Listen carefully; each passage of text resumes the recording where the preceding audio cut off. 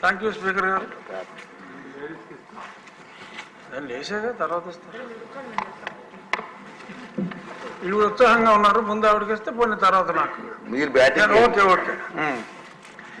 దీని మీద ఈ లిక్కర్ మీద అంటే ఆనరబుల్ స్పీకర్ గారు అవగాహన ఉన్న వాళ్ళకి అంటే నేను దీని మీద చాలాసార్లు కేంద్ర ప్రభుత్వానికి కూడా లేఖలు రాసినందువల్ల ఈ డిజిటల్ ట్రాన్సాక్షన్ చేయకుండా మొత్తం ఓన్లీ క్యాష్ అని చెప్పి చివరిలో 15 రోజుల ముందు ఎలక్షన్లు అనగా డిజిటల్ పేమెంట్లు పెడతాం.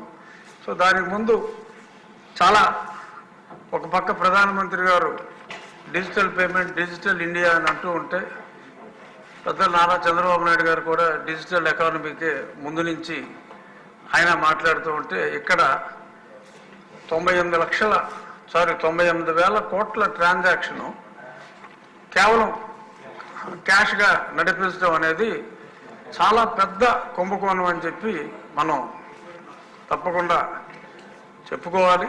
మరి దీనికి పెద్దలు గౌరవనీయులైన ముఖ్యమంత్రి గారు చెప్పినట్టు మరి ఎంక్వైరీ అయితే జరగాలి. రాజకీయాలకి దీనికి సంబంధం లేదు.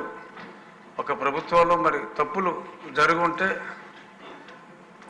తప్పనిసరిగా దాని మీద విచారణ జరగాలి. ఈ నాన్ డ్యూటీ పెయిడ్ లిక్కర్ అనేది కూడా ప్యారలల్గా ఒక అంచనా ప్రకారం అయితే కనీసం ఇక్కడ జరిగిన సేల్లో ఒక 30% నాన్ డ్యూటీ పెయిడ్ లిక్కర్ వచ్చి సేల్ జరిగిందని చెప్పి చాలామంది అంచనా.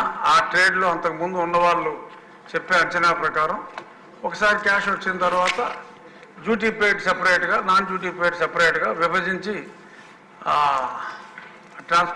రైల్వే ట్రాన్స్పోర్ట్ ఆఫీసర్ గారు విభజించేవారని చెప్పి చెప్పుకోవటం విన్నాం. అది ఎంతవరకు నిజం అనేది కూడా మరి చూడాలి. అలాగే గతంలో కొన్ని శాంపుల్స్ని నేను కూడా పరీక్ష చేస్తే చాలా ఇంప్యూరిటీసు, ఇప్పుడు 54% కిడ్నీ డిసీజెస్, 53% లివర్లు కొట్టేసినాయి అంటే చాలామందికి అందులో ఉన్న అంటే మినిమం 4 days స్టోరేజ్ అనేది ఉండాలి.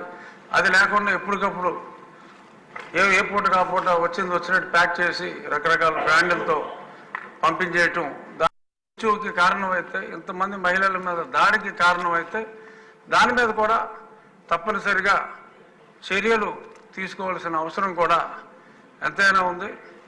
ఒక ప్రొఫెసర్ లాగా పెద్దలు చంద్రబాబు నాయుడు గారు చెప్పిన విధానం చూస్తే ప్రతి వ్యక్తికి కూడా, ఆంధ్ర రాష్ట్రంలో ఉన్న ప్రతి వ్యక్తికి కూడా వారు ఎంత ఆరోగ్యం కోల్పోయారు, రాష్ట్ర ప్రభుత్వం ఎంత ధనం కోల్పోయింది అనేది చాలా చక్కగా విశదీకరించారు. ఏమో విష్ణుకుమార్ రాజు గారు అడిగినట్టు ఈ ఎక్స్ప్లెనేషన్ తర్వాత చైతన్యం వస్తుందేమో చూద్దామని ఆశిద్దాం. ఇక ముగించే ముందు రాజకీయాలకి ఇందులో ఎట్టి పరిస్థితుల్లోనూ తావులేదు. ఎవరో కూడా రాజకీయంగా దీని గురించి చేశారని చెప్పి అనుకోరు సార్.